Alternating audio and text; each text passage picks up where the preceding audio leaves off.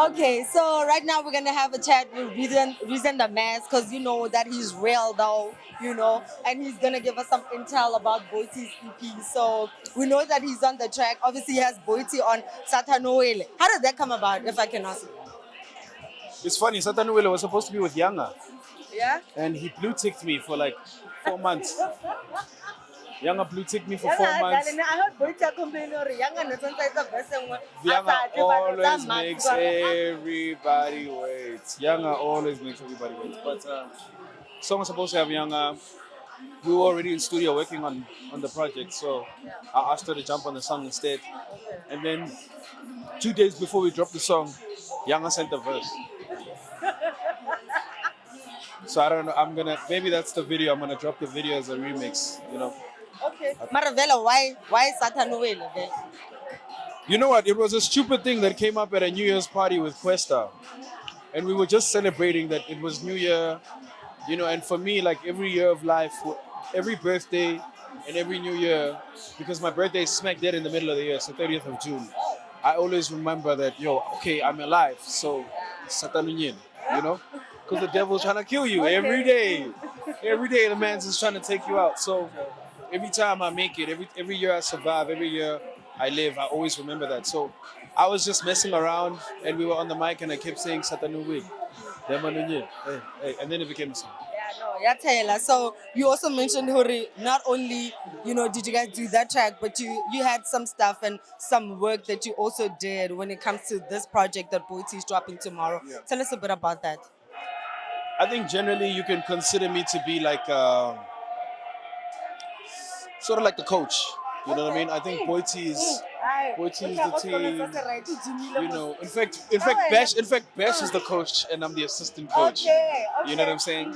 And all we were doing is she pretty much she just knew that she wanted to rap. Her whole thing was my dream has always been to rap, and so she was just because rap is two things: it's the performance and it's the writing. And the one thing about Boity that she has on point naturally is performance. Like she lives, walks, moves, and behaves like a rapper. You know what I mean? And exactly. And when she has a favorite song, she kills it, right? She owns it. So the theory is she just needed to create her own favorite song. So literally, that's what we're doing as the coaches to say, okay, cool, go this way, take it like this, take it like that. Or maybe don't say that word, say this word. Maybe try add this rhyme, try this rhyme. But what was so dope, which is what I keep telling everybody, is, unlike the few songs that we worked on for like a few features or a couple of songs that she was doing, in this project, she was telling, you know what I mean? She was saying, I want to do this. I want to do this. I want to do that. I want to, I want mugs on a song. Can we get ginger? Can we get, you know what I mean? So she's pretty, and it takes a while. I think it takes a while for people to understand what it means to find your voice. This album was about finding your voice, finding what works for you, what doesn't work for you, what you want to say, what you don't want to say. What have you been keeping inside for the last, how old is she? 20-some years. So I'm just on the side, I'm just saying, again. Where? Defense.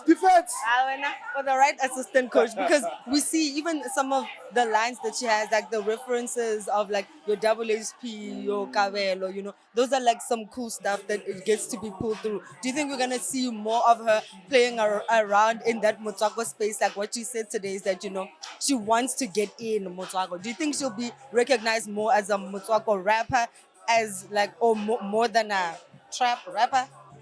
I really hope she does, because I remember when she wanted to do this, the first question I asked her, I said, who's your favorite rapper of all time?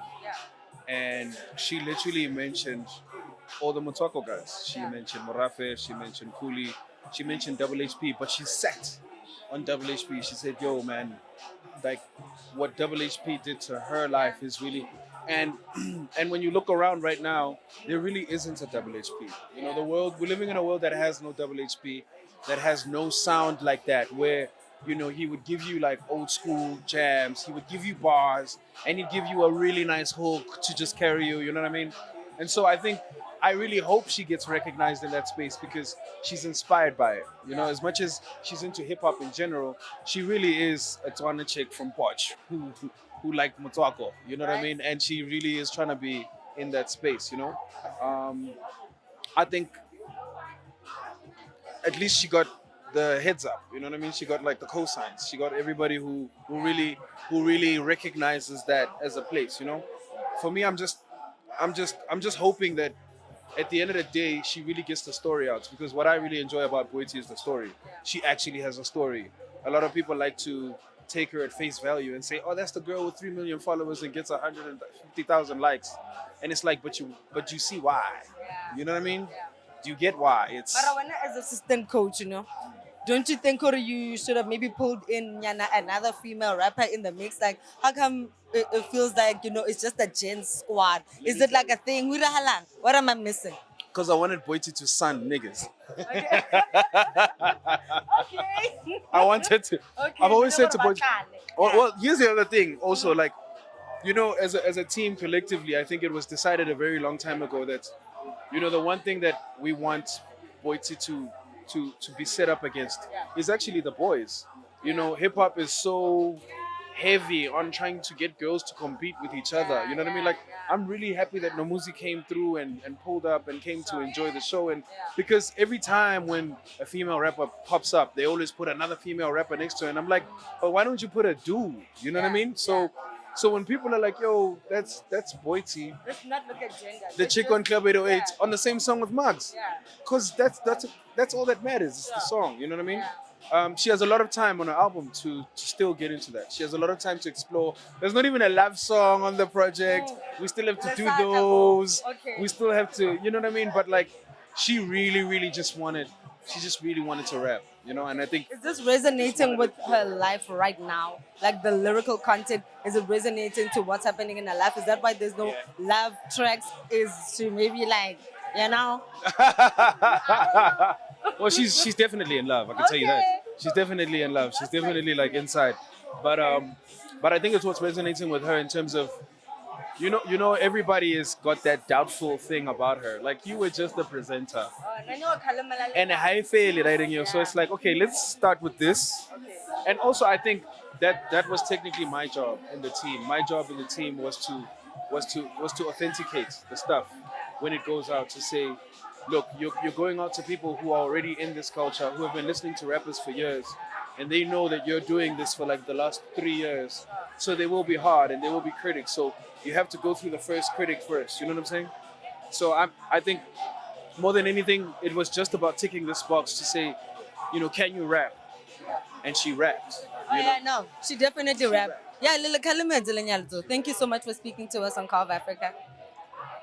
I'm proud of you for doing this. Thank you. I know we always link up and bump into each other drunk.